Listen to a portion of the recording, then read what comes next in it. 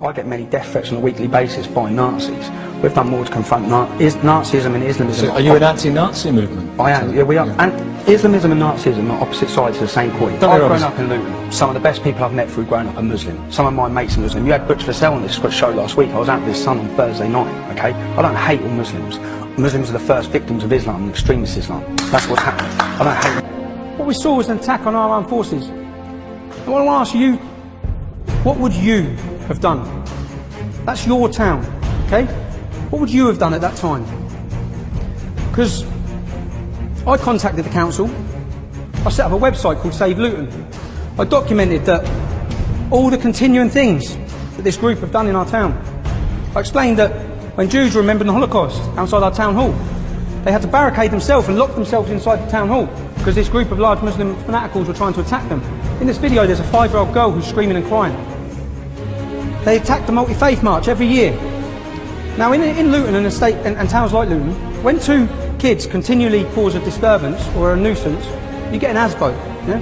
You ASBO them from hanging around together, and you ASBO them from an area of the shops. Okay? What we did was we set up a petition asking for this group to be ASBO'd. Quite reasonable. That's what you should do. That's what we did.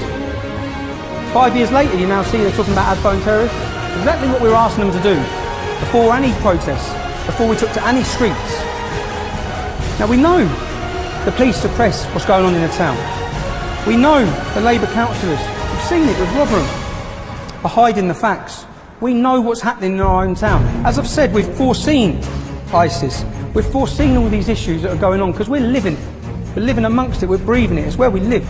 You know when we had our first demonstration in Luton, I don't know. We come across and I sat down in the pub, yeah. And then there's a white geezer there, and there's 200 people from Luton there, and this lad weren't from Luton. So I sat down next to him, I said, where are you from? He said, Barnet.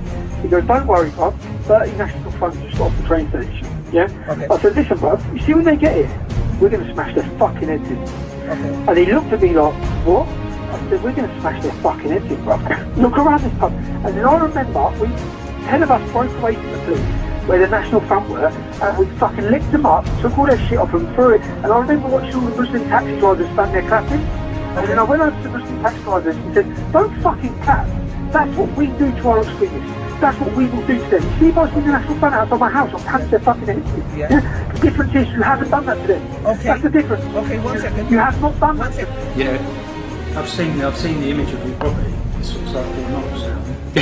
Yeah, I mean, my friends that, I had to stop my friends coming to the house because I couldn't guarantee their safety. So I never have friends in the house. I always meet my friends outside. I can't have family to live with me because it's too dangerous. I live in... This is 2014, Borough of London. 2014, you know what it's like to see a grown man brought to tears? Do you know how many families I meet that are brought to tears in Luton and towns like that? The reason why I'm showing you these videos, I want you to understand this is real life. This is not made up. When we're talking about issues and the reason why we're passionate about these issues, we're not making it up. And at the same time, he's the first to say the vast majority of Muslims are not involved in this in any way. But there is a problem. The reason why I met him, I've been talking to him for 5 years. A lot of people then, with the English Defence League, they don't go to the police anymore in towns like Luton. They contacted us to talk about the issues, talk about what's happening with their families, how they're feeling persecuted, etc. I went to meet him because he's moving to Israel, because he feels he has to move to Israel if he wants to be safe. His only crime is that he's Jewish and he's living within a Muslim ghetto. And with the issues I'm talking about, Jeremy, if I ask you, do you know anyone that's hooked on heroin sold to them by Muslim gangs? You probably don't. I do. Do you know any beautiful girls that you went to school with that are now wearing a burqa that don't see their family? Probably don't. I do. Do you know anyone who's been murdered by a Muslim gang? You probably don't. I do. Do you know any 15-year-old girls that you know that you've grown up with that have been raped or pimped? You don't. So I don't expect you to understand it. These are all talking about members of the white community doing all sorts of atrocious things. Yeah, but not 24-year-old groups of 10 of them hanging around outside school gates. You've never seen a white gang? And purposely targeting. Never seen a white gang? Are we going to pretend that Muslim groups are not out there purposely targeting our youth and pimping them? Are we going to pretend it's not happening? I sat and watched Question Time, and when I watched Question Time, all I could see our political leaders was trying to explain that Jack Straw could have dressed it up a little bit better, and talking about these girls like they're statistics. They're not So- statistics. These girls are, well, whose daughters do you think these are? Whose sisters? They're ours, in working class towns and communities. And people are All right. fed up of what's going on, and it is being ignored.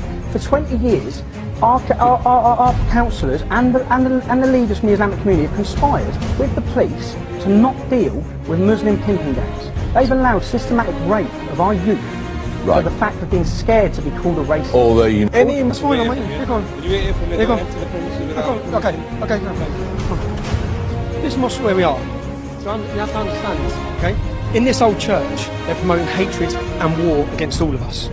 Some of the speakers, why want to go in there, which they're stopping, now they're stopping us. They've got guards now. Teaching? He's teaching. Yes. So he can't speak. Obviously teaching. There is issues. I'll tell you the issues. Abu Qatada has spoken this mosque. Yeah? You don't know who Abu Qatada is? Okay, well Abu Qatada says that all people who leave Islam, their children and their wives can be killed. Quick has spoken, Abu Qatada, Quick has spoken this mosque. Quick, Yeah, but that's all theories, isn't it? Or it's not proven, is it? what's not proven? Yes, it's on video. This is on video. Quick, who spoke in this mosque, said that homosexuals have to be executed. What is the position of Islam on homosexuality? They asked me this. It's a newspaper, right? So I said, put my name in the paper. The position is death. And we cannot change Islam. If a preacher stands up, if a preacher stands up and says we can kill homosexuals, is that not preaching hate? There is. Okay, we'll see a video. We'll see a video of it on this video. The position is death. Please don't say that. As a priest said homosexuals should be executed. You find me. No. Kill gays. If someone leaves Islam, should they be killed? Al Mujahideen supporters of global terrorism are based on Biscuit Road. Luton's Muslims are attending Afghan terror training camps. Magnificent 19 posters.